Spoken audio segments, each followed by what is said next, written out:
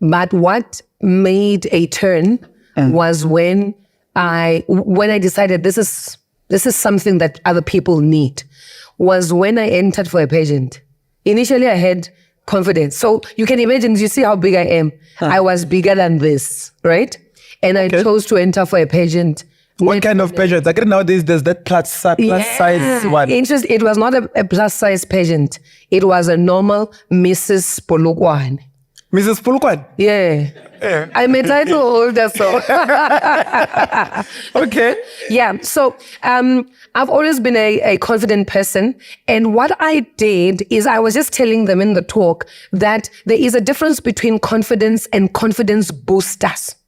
Okay, tell us. So your confidence continues to grow. It's not at the same level all the time, right? So if I enter the space and you ask me to speak, I can stand up anytime, wake me up anytime, I can speak. But when you tell me cook something, my confidence around the pot might be, a bit on a percentage rate, fast. So my confidence levels on speaking can be on 100, but my confidence levels on cooking might be on a 70. So there are certain spaces where my confidence levels were on a 70. So the fact that I say I never lacked confidence does not mean my confidence level was always on 100. But my confidence levels I was never found in a place where I felt like I'm not worthy and I don't belong in a space. So when I entered the pageant, I actually wanted to just say, look, this is possible, man. I'm worth being So did you need some boosters there, or you? I did not. You know what I did? I entered for the pageant, and people thought, "Yeah, man, is this a plus size pageant this year? What's happening?" I was the biggest woman there, right? And then I said, because I said I gave birth. After giving birth, I looked at myself like, am I going to sit like this and keep giving excuses because I gave birth now because I'm big? And people are wondering, but hey, this girl, we've known her, what's happening? Why? And I felt I was working in Guyana, I stayed in Guyana, I was running, I lost the weight. But this time I stay in Polokwane, I'm traveling to Guyana, so I don't have the time to lose the weight quick. So it was taking long for me to lose the weight because of my time schedule. I could not give much time to fitness. So I thought, but I can't keep giving excuses for this because I don't have a problem.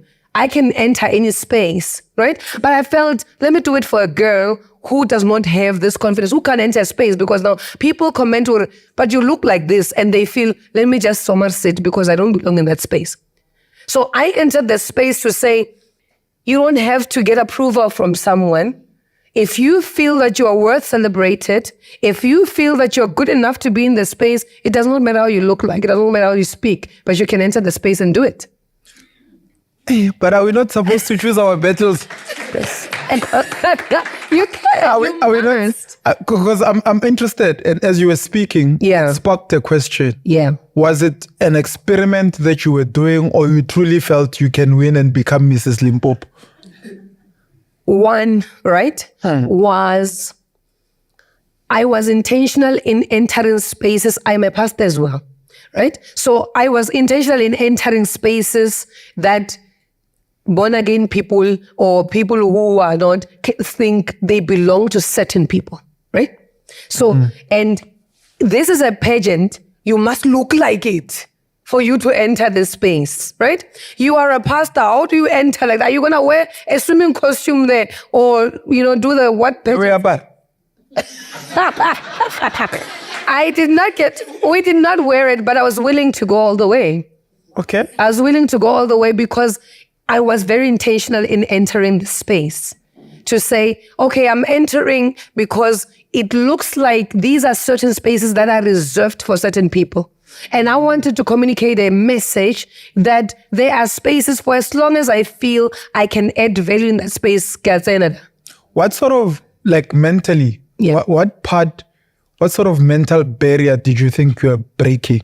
I like the fact that you were saying you're doing it because you felt society has boxed and said certain people cannot be part of this. Yes. And then you were deciding, I'm going to do it anyway. And that's important because when you look at how business is, there will be spaces where it feels like people like you are not supposed to play in that space. Yeah. And you're going to have to have some sort of a mental shift to be able to play there. Yeah. So for you, what mental barrier did you think you were breaking by deciding to play in the space of pageantry?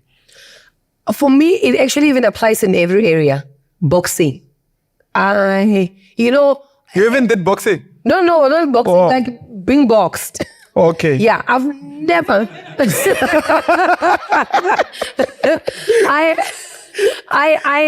I'm very cautious and very sensitive around boxing, being boxed. Let me put it right. Yeah. I'm very sensitive and very cautious around being boxed. And this, I'm always intentional in breaking that. For as long as I come into a space and I feel there is a boxing, there is a wall that is raising, and that is not being raised by me, I feel like it's fine if I sit and I decide that I don't want to play in this space, right? But for as long as I feel like someone is forcing me to not play in this space, I become very intentional to force that out.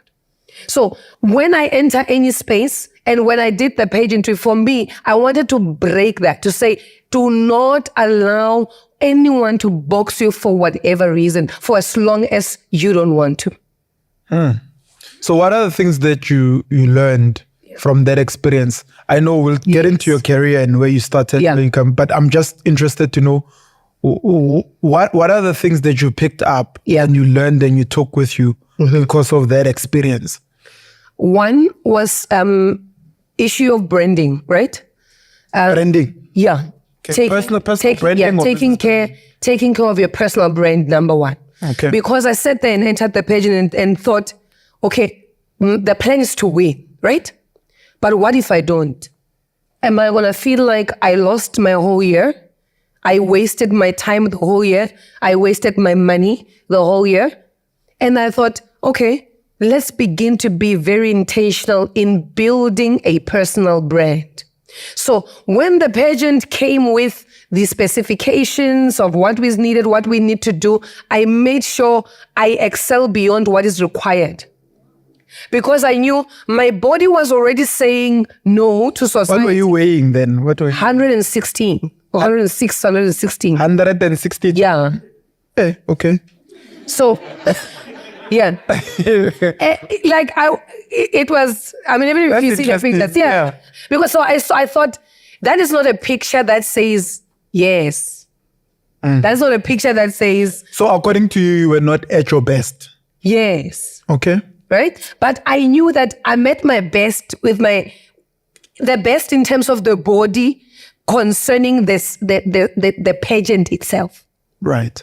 Right? But mentally, I was ready. With everything else, I was ready. Yeah.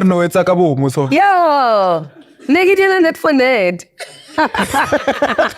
Because right now, I'm not interested in pageantry. And I have never been interested, even when I was smaller. Right? But I went in to say, you can enter any space, right? And then when you get into the space and you realize this is not for me, you can leave. So now I've decided that this is not a space for me because I've now seen certain things that happen in pageantry that don't interest me. And I feel, nah, man, that can be done in that space. There are certain things that need some work in there, right? We're not children. So there's a difference in whether it's a Mrs., it's a plus size, it's Miss, is all these things, they have their own criteria. You spoke of criteria. All of them have criteria. So if you get into a pageant that requires certain things that you don't have and you're not willing to give, withdraw from the space. Don't come and complain that the space does not favor you, because the space was clear with the criteria that we want. Miss South Africa is very clear. I don't know now if they allow women with children, but they would tell you, we want a single woman with no child. And they were clear. So you can't come and want to force Miss South Africa to take you with a child. I don't have a child.